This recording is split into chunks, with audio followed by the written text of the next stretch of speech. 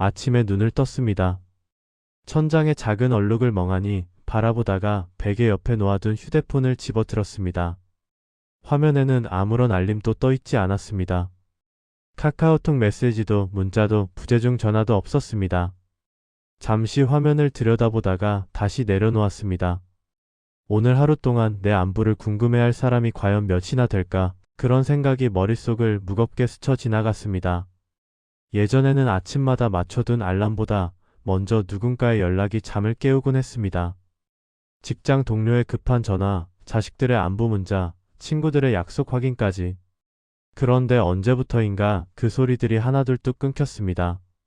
세상은 여전히 분주하게 돌아가고 있는데 정작 나만 그 흐름에서 조용히 빠져나온 것 같은 기분이 들었습니다. 이불을 걷어차고 일어나 텔레비전을 켰습니다. 뉴스에서는 또 누군가의 고독사 소식을 전하고 있었습니다. 혼자 살던 70대 남성이 일주일이 넘도록 발견되지 못했다는 이야기였습니다. 이웃 주민이 우편함에 쌓인 전단지를 보고서야 이상함을 눈치챘다고 했습니다. 앵커는 담담하게 원고를 읽어 내려갔지만 화면을 바라보는 가슴은 서늘하게 식어갔습니다. 저게 남의 이야기만은 아니구나 하는 느낌이 등골을 타고 천천히 내려왔습니다. 나도 저렇게 될 수 있겠구나. 그 생각이 한번 들기 시작하니 좀처럼 머릿속에서 떨쳐지지 않았습니다. 창밖으로 아침 햇살이 환하게 쏟아지고 있었지만 방 안의 공기는 어딘지 축축하고 무거웠습니다. 리모컨을 눌러 채널을 돌렸지만 어느 화면도 눈에 들어오지 않았습니다. 혼자 있는 것이 두렵습니다. 그렇다고 아무 모임에나 억지로 끼어 들어갔다가 상처만 받고 돌아오는 것도 싫습니다. 예전에는 외로우면 사람들 사이로 뛰어들면 그만이라고 생각했습니다. 동창회도 나가고 동네 경로당 모임도 얼굴을 내밀고 연락처에 저장된 이름이라면 누구든 붙잡으려 했습니다. 반가운 얼굴을 보면 그 순간만큼은 빈자리가 채워지는 것 같았습니다. 하지만 그렇게 억지로 나간 자리에서 돌아오는 길은 더 쓸쓸했습니다. 웃고 떠드는 동안에는 잠시 잊었던 외로움이 현관문을 닫는 순간 두 배로 무겁게 되돌아왔습니다. 신발을 벗고 빈 거실에 들어서는 순간 조금 전까지의 웃음소리가 거짓말처럼 멀어졌습니다. 사람 속에 있어도 혼자라는 느낌, 그것이 진짜 외로움이라는 걸 그때 비로소 알았습니다. 우리가 나이 들어가며 진짜로 두려워하는 것은 무엇일까요? 많은 사람들이 외로움 그 자체를 두려워한다고 말합니다. 홀로 밥을 먹는 것, 혼자 병원에 가는 것, 아무도 없는 집에서 잠드는 것. 물론 그런 것들도 쉽지 않습니다. 하지만 조금 더 깊이 들여다보면 우리가 정말 무서워하는 것은 외로움 그 자체가 아닐지도 모릅니다. 내 삶에서 내 자리를 잃어버리는 느낌, 누구에게도 필요하지 않은 존재가 되어버린 것 같은 허탈함, 그것이 우리를 한밤중에 갑자기 깨어나게 만드는 진짜 이유입니다. 자식들은 각자의 삶에 바쁘고 오래된 친구들은 하나둘 연락이 뜸해지고 직장에서 수십 년을 함께하던 동료들은 이제 명절 인사조차 없습니다. 내가 사라져도 세상은 아무 일 없다는 듯 똑같이 돌아갈 것 같다는 생각, 바로 그 생각이 가슴 한가운데를 짓누릅니다. 그렇다면 우리는 이 외로움 앞에서 어떻게 서 있어야 할까요? 사람을 더 많이 만나면 해결될 문제일까요? 모임에 더 자주 나가고 연락처를 더 늘리고 누군가의 곁에 더 오래 붙어 있으면 이 공허함이 채워질까요? 어쩌면 우리는 지금까지 방향을 잘못 잡고 달려왔는지도 모릅니다. 밖에서 답을 찾으려 애썼지만 정작 답은 안에 있었을지도 모릅니다. 오늘 이야기는 바로 그 안쪽을 향해 천천히 걸어가는 여정입니다. 외로움을 완전히 없애는 마법 같은 방법이 아니라 외로움 앞에서도 나를 잃지 않는 사람이 되는 길에 대한 이야기입니다. 사람 수를 늘리는 것이 아니라 내 삶에서 내 자리를 되찾는 이야기입니다. 끝까지 함께 해주시겠습니까? 오늘은 이 주제로 여러분과 이야기를 나눠보겠습니다. 어떠신가요? 마음에 드신다면 구독과 좋아요 부탁드립니다. 이 여정의 끝에서 우리는 조금 다른 아침을 맞이하게 될 것입니다. 박인호 씨는 한때 모임마다 불려다니던 인기 있는 사람이었습니다.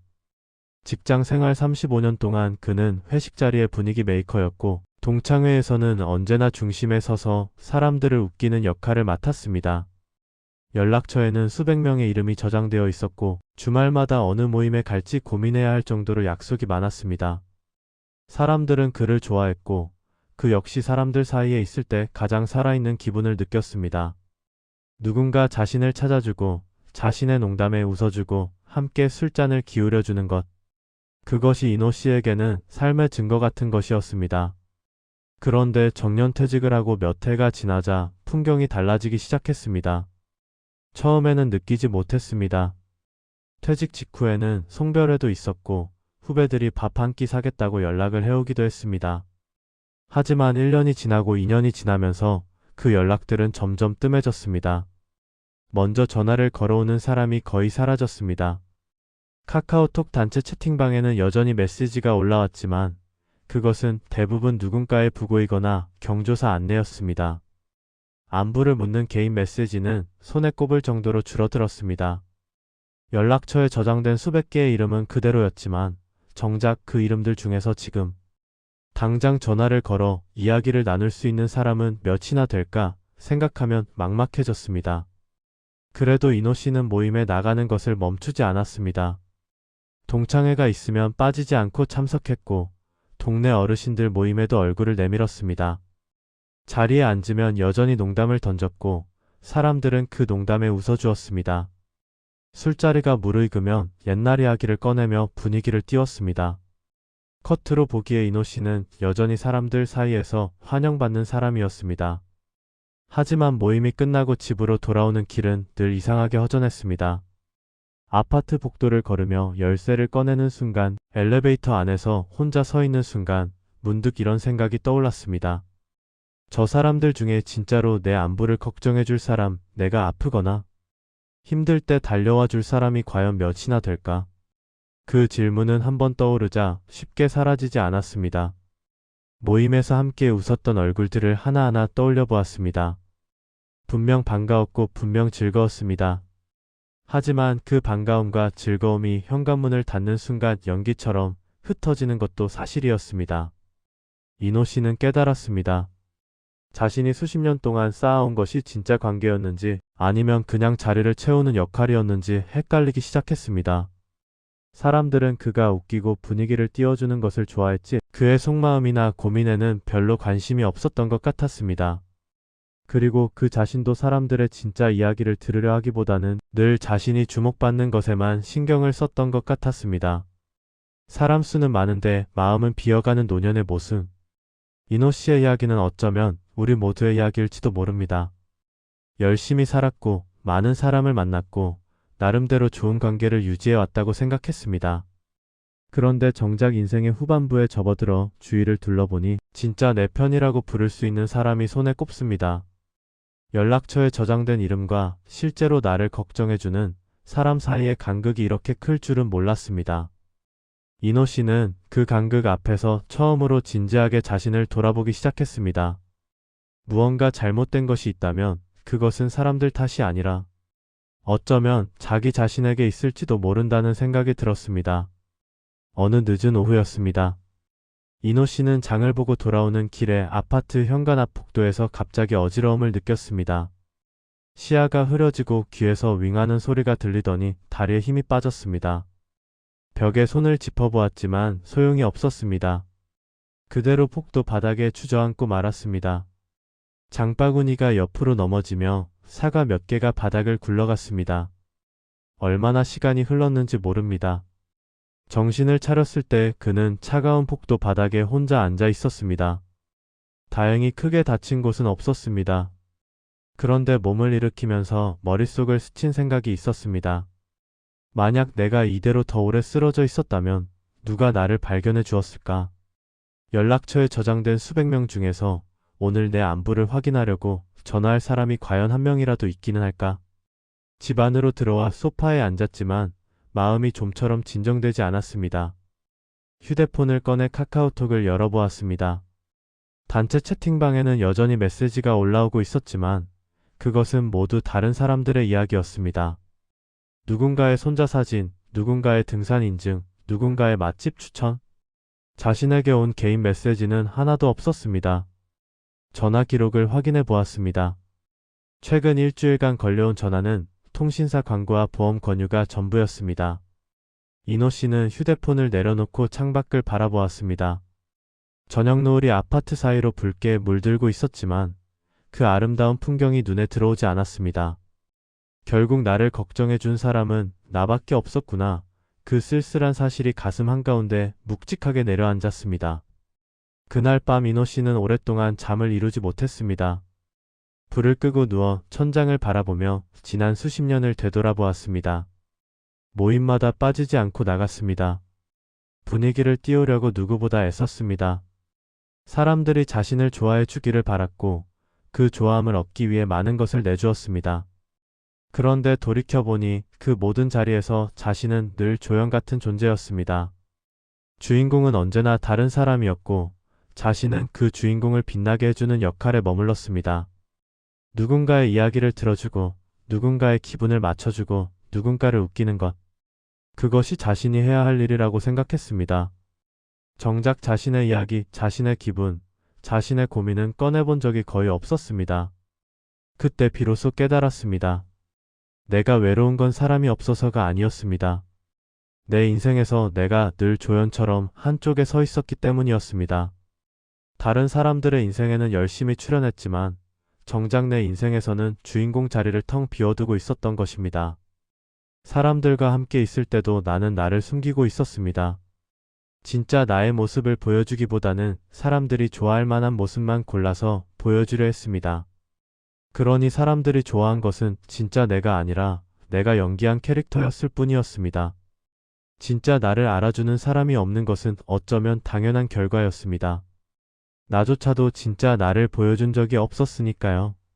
이노 씨는 그날 밤 스스로에게 질문을 던졌습니다.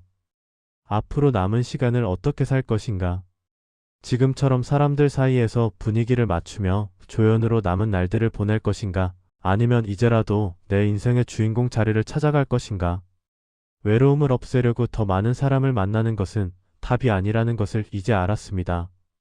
진짜 과제는 다른 곳에 있었습니다.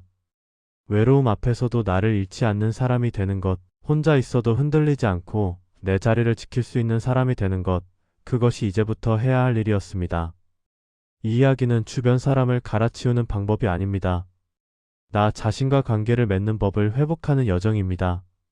이노 씨의 그 여정이 지금부터 본격적으로 시작됩니다. 그리고 이것은 어쩌면 이 이야기를 듣고 계신 여러분의 여정이기도 합니다. 이노 씨는 며칠 동안 생각에 잠겼습니다. 폭도에서 쓰러졌던 그 순간이 자꾸만 떠올랐습니다. 아무도 발견해주지 않았던 그 시간, 휴대폰에 아무런 연락도 없었던 그 현실. 처음에는 서운했습니다.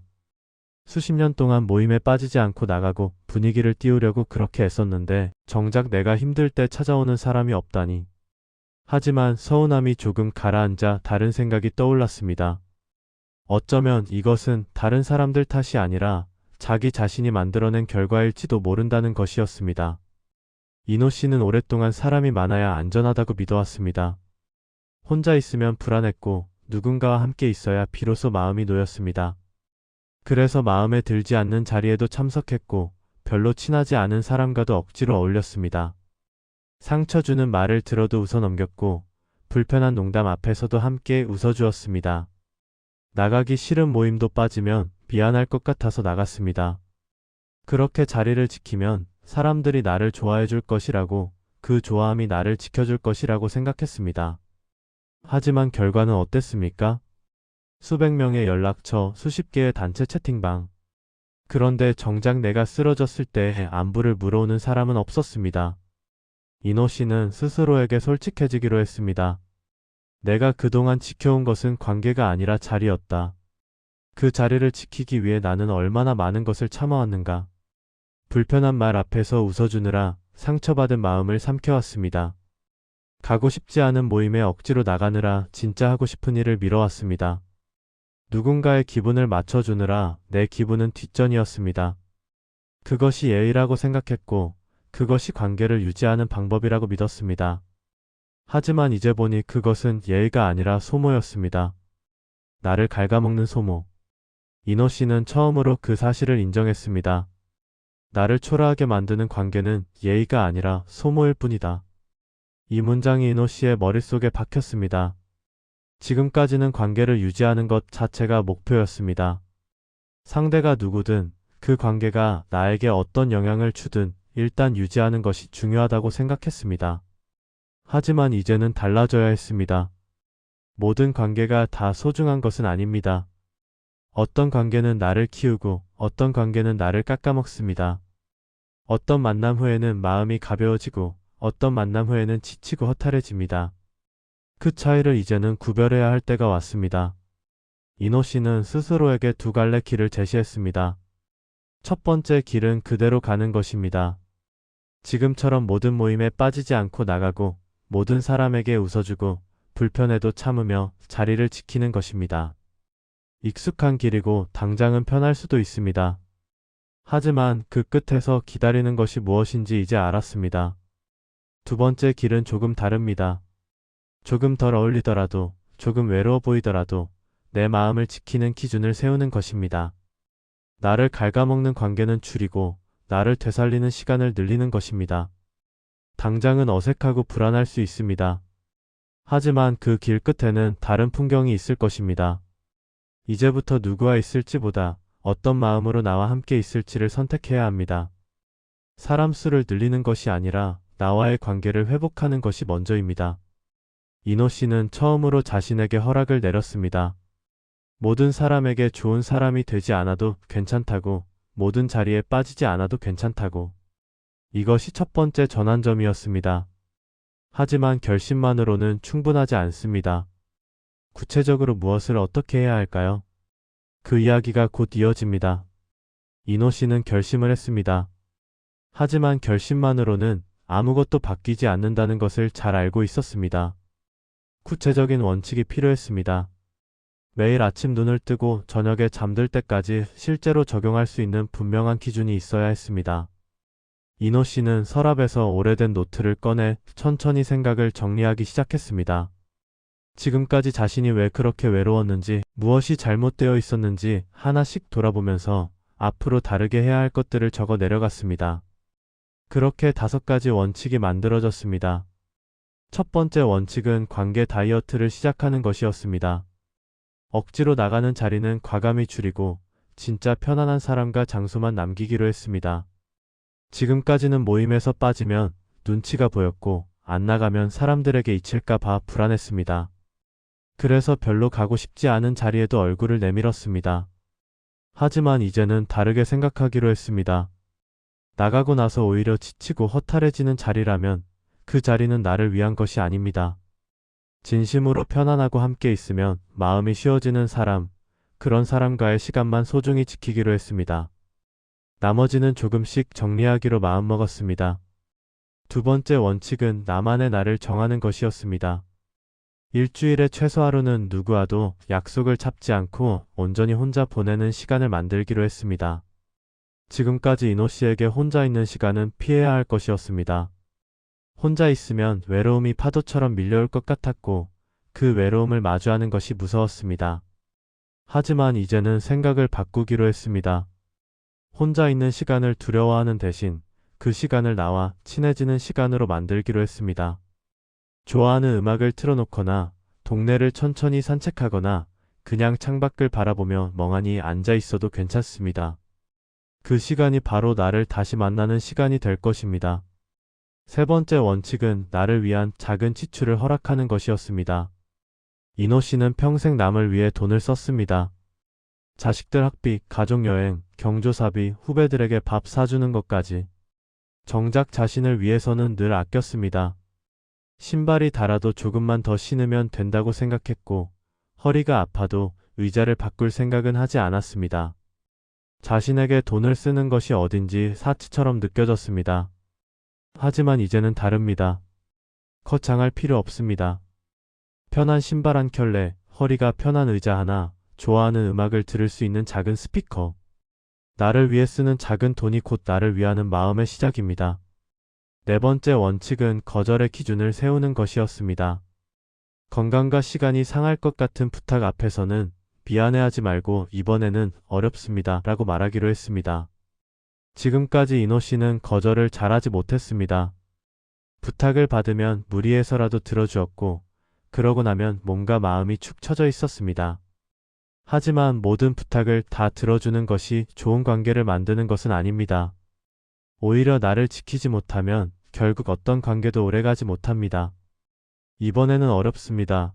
이 짧은 한마디가 나를 지키는 단단한 방패가 될 것입니다. 다섯 번째 원칙은 미래 일정을 달력에 적어 넣는 것이었습니다.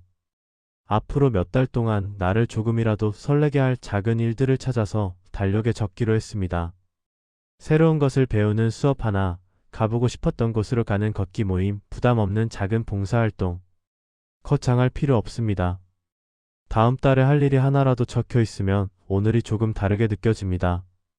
기다릴 것이 있다는 것, 그것만으로도 하루하루가 조금 더 단단해집니다. 이노 씨는 이 5가지 원칙을 노트 첫 장에 또박또박 적어두었습니다. 하지만 적는 것과 실제로 실천하는 것은 다른 문제입니다. 과연 이 원칙들이 실제 삶에서는 어떻게 작동하게 될까요? 그 이야기가 이어집니다. 이노 씨는 가장 먼저 동네 모임 단체 채팅방에 알림을 껐습니다. 그동안 그 알림 소리가 울릴 때마다 조건반사처럼 확인하고 대답하고 참석 여부를 밝혀야 한다는 압박감을 느꼈습니다. 알림을 끄는 것이 처음에는 어색하고 불안했습니다. 혹시 사람들이 뭐라고 하지는 않을까? 나를 빼고 모임이 돌아가면 어떻게 하나? 그런 걱정이 머릿속을 맴돌았습니다. 하지만 며칠이 지나자 이상한 일이 일어났습니다. 아무 일도 일어나지 않았습니다. 세상은 여전히 돌아가고 있었고 이노 씨가 채팅방을 확인하지 않아도 누구 하나 크게 신경 쓰지 않았습니다. 그 사실이 처음에는 조금 서운하기도 했습니다. 하지만 시간이 지나자 서운함은 홀가분함으로 바뀌었습니다. 알림을 끈 시간을 이노 씨는 다르게 쓰기 시작했습니다. 집 근처에 작은 공원이 있었는데 그동안은 그냥 지나가기만 했지 들어가 앉아본 적은 없었습니다. 이제 이노 씨는 그 공원 벤치에 앉아 혼자 음악을 듣는 시간을 갖기 시작했습니다. 오래된 이어폰을 끼고 젊은 시절에 좋아하던 노래를 들으며 나무와 하늘을 바라보았습니다. 처음 며칠은 어색했습니다. 혼자 벤치에 앉아 있는 것이 뭔가 할 일 없는 사람처럼 보이지는 않을까 신경이 쓰였습니다. 하지만 그것도 며칠이 지나자 자연스러워졌습니다. 어느 순간부터는 그 고요한 시간이 하루 중에서 가장 기다려지는 시간이 되었습니다. 아무것도 하지 않아도 되고 누구의 눈치도 보지 않아도 되는 오로지 나만을 위한 시간이었습니다. 변화는 모임에서도 나타났습니다. 예전 같으면 웃어 넘겼을 상처 주는 농담 앞에서 이제는 다르게 반응하는 자신을 발견했습니다. 동창회 모임에서 한 친구가 이노 씨에게 익숙한 농담을 던졌습니다. 예전에도 비슷한 말을 들은 적이 있었지만 그때는 더 크게 웃으며 넘겼습니다. 분위기를 깨고 싶지 않았고 무엇보다 그렇게 하는 것이 어른스러운 태도라고 생각했습니다. 하지만 이번에는 달랐습니다. 억지로 크게 웃지 않았습니다. 잠시 침묵이 흘렀고 이노 씨는 조용히 화제를 다른 쪽으로 돌리며 자리를 옮겼습니다. 아무도 그 변화를 눈치채지 못했을 수도 있습니다. 하지만 이노 씨 자신은 분명히 알았습니다. 남을 위해 나를 깎아내리는 일은 이제 그만하겠다는 결심이 실제 행동으로 옮겨진 순간이었습니다. 병원에서도 작은 변화가 있었습니다. 정기검진을 받으러 갔을 때 의사가 검사 결과를 보며 담담하게 말했습니다. 연세도 있으시니 뭐 그러려니 하고 사세요. 예전에 이노 씨라면 고개를 끄덕이고 조용히 진료실을 나왔을 것입니다. 의사가 그렇게 말하면 그런가 보다 하고 받아들였습니다. 하지만 이번에는 달랐습니다. 잠시 생각한 뒤 이노 씨는 조심스럽게 입을 열었습니다. 선생님, 그래도 제가 할 수 있는 것이 있다면 알려주실 수 있을까요? 의사는 잠시 이노 씨를 바라보더니 몇 가지 생활 습관과 운동에 대해 구체적으로 이야기해 주었습니다. 대단한 대화는 아니었지만 이노 씨에게는 뜻깊은 순간이었습니다. 나이가 들었다고 해서 모든 것을 그저 받아들이기만 해야 하는 것은 아니라는 것을 확인한 순간이었습니다. 이런 작은 변화들이 모여 이노 씨의 일상을 조금씩 바꾸어 갔습니다. 원칙을 지키지 않을 때의 얼굴과 지키기 시작한 뒤의 얼굴이 분명히 달라졌습니다. 예전에는 모임에서 돌아오면 현관문을 닫는 순간 깊은 한숨이 나왔습니다. 지친 표정, 헛헛한 마음. 왜 또 나갔나 싶은 후회. 하지만 요즘은 다릅니다. 공원 벤치에서 음악을 듣고 돌아올 때, 불필요한 약속을 정리한 날, 거절해야 할 것을 조용히 거절한 후 그런 날들은 확실히 표정이 달랐습니다. 편안하고 가벼웠습니다. 변화는 거창한 결심에서 오는 것이 아니었습니다. 아주 작은 선택 하나에서 시작되고 있었습니다. 이노 씨는 그것을 온몸으로 느끼고 있었습니다. 작은 것들이 쌓여 삶을 바꾸고 있었습니다. 시간을 조금 다르게 쓰기 시작하자 이노 씨에게 놀라운 변화가 찾아왔습니다. 외로움이 완전히 사라진 것은 아니었습니다. 여전히 밤에 혼자 텔레비전을 보다가 문득 허전함이 파도처럼 밀려올 때가 있었습니다. 아침에 눈을 떠서 오늘 하루 동안 나를 찾을 사람이 한 명도 없다는 사실을 떠올리면 가슴 한구석이 서늘해지기도 했습니다. 하지만 분명히 달라진 것이 있었습니다. 예전에는 그 외로움이 찾아오면 견딜 수가 없었습니다. 어디론가 도망치고 싶었습니다. 누군가에게 당장 전화를 걸거나 별로 가고 싶지 않은 모임에 억지로 나가거나 무엇이든 해서 그 쓸쓸한 감정을 피하려 했습니다. 그런데 지금은 다릅니다. 외로움이 찾아와도 더 이상 그것에 휘둘리지 않는 자신을 발견했습니다. 외로움이 사라진 것이 아니라 외로움을 대하는 태도가 달라진 것입니다. 예전에는 외로움이 찾아오면 나에게 무언가 심각한 문제가 있는 것 같았습니다. 사람이 없어서, 인기가 떨어져서, 매력이 사라져서 외로운 것이라고 생각했습니다. 그래서 더 많은 사람을 만나고, 더 많은 모임에 나가고, 더 열심히 웃기려고 애썼습니다. 하지만 그것은 방향이 잘못된 노력이었습니다. 지금 이노 씨는 압니다. 외로움은 인간이라면 누구나 느끼는 자연스러운 감정입니다. 젊은 사람도 느끼고, 성공한 사람도 느끼고, 가족이 많은 사람도 느끼는 것이 외로움입니다. 없애려고 발버둥 칠 것이 아니라 함께 살아가는 법을 배워야 하는 것입니다. 외로움이 와도 나는 괜찮다. 혼자 있어도 나는 충분하다. 그렇게 스스로에게 말할 수 있게 된 것이 진짜 변화였습니다. 어느 날 저녁, 이노 씨는 세수를 하고 욕실 거울 앞에 섰습니다. 거울 속에는 67년을 살아온 자신의 얼굴이 고스란히 비쳐 있었습니다. 이마와 눈가에 주름이 깊어졌고 머리카락은 반 이상이 하얗게 새었고 눈빛에는 오랜 피곤함이 묻어 있었습니다. 예전에는 이 얼굴을 보면서 참 늙었구나 하는 생각밖에 들지 않았습니다. 거울 보는 것 자체가 싫을 때도 있었습니다. 하지만 오늘은 다르게 보였습니다. 이노 씨는 거울 속 자신에게 천천히 조용히 말을 건넸습니다. 여기까지 버틴 나 참 많이 수고했다. 수십 년 동안 가족을 위해, 회사를 위해, 사람들의 기대를 위해 쉬지 않고 달려왔다. 남들 눈치 보느라 내 자리를 너무 오래 비워두었을 뿐이다. 잘못한 것이 아니다. 이제부터는 조금 달라도 괜찮다. 이 이야기를 듣고 계신 여러분도 한번 생각해 보셨으면 합니다. 자식을 위해, 배우자를 위해, 연로하신 부모님을 위해, 회사와 동료를 위해 평생을 뒤에 서서 보내셨던 분들이 많으실 것입니다. 앞에 나서서 주목받기보다 뒤에서 묵묵히 받쳐주는 역할을 해오셨을 것입니다. 그것이 맞는 일이라고, 그것이 어른의 도리라고 믿으셨을 것입니다. 물론 그 헌신은 충분히 존경받을 만한 것입니다. 하지만 이제는 스스로에게 조심스럽게 물어보셔도 됩니다. 언제까지 뒤에만 서 있을 것인가? 이제 슬슬 내 순서가 되어도 괜찮지 않은가? 오랫동안 미뤄두었던 내 이야기, 내 바람, 내 기쁨을 꺼내도 되지 않겠는가? 노년의 품격은 남들이 나를 어떻게 대하느냐에서 오는 것이 아닙니다. 내가 나를 어떻게 대하느냐에서 시작됩니다. 다른 사람들이 알아주지 않아도, 자식들이 자주 찾아오지 않아도, 모임에서 중심에 서지 못해도 그것으로 내 가치가 줄어드는 것은 아닙니다. 중요한 것은 내가 나를 소중하게 여기고 있는가입니다. 내가 나의 시간을 귀하게 쓰고 있는가입니다. 내가 나의 마음을 함부로 다루지 않고 있는가입니다. 이노 씨는 그것을 이제 온몸으로 압니다. 그리고 그 알미 그의 표정을, 걸음걸이를, 하루하루의 결을 서서히 바꾸고 있습니다. 노년의 품격은 거창한 것이 아닙니다. 오늘 하루 나를 어떻게 대했는가, 그 작은 선택들의 축적입니다. 이노 씨의 이야기는 거의 끝을 향해 가고 있습니다. 하지만 여러분의 이야기는 바로 지금부터 시작될 수 있습니다. 오늘 당장 한 가지, 그리고 당신을 위한 축복. 이노 씨의 이야기를 따라오시느라 수고하셨습니다.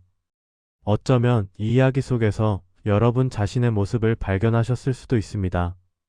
사람들 사이에서 늘 분위기를 맞추느라 정작 자신을 돌보지 못했던 시간, 연락처에는 이름이 많은데 진짜 내 편이라고 부를 수 있는 사람은 손에 꼽는 현실, 외로움이 무서워서 이리저리 뛰어다녔지만 결국 더 지쳐버렸던 경험.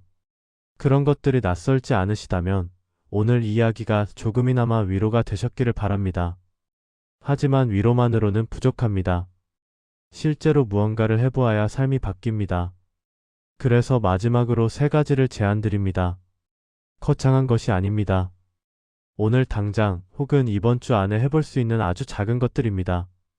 첫 번째는 연락처에서 나를 힘들게 하는 모임 하나를 조용히 나가는 것입니다.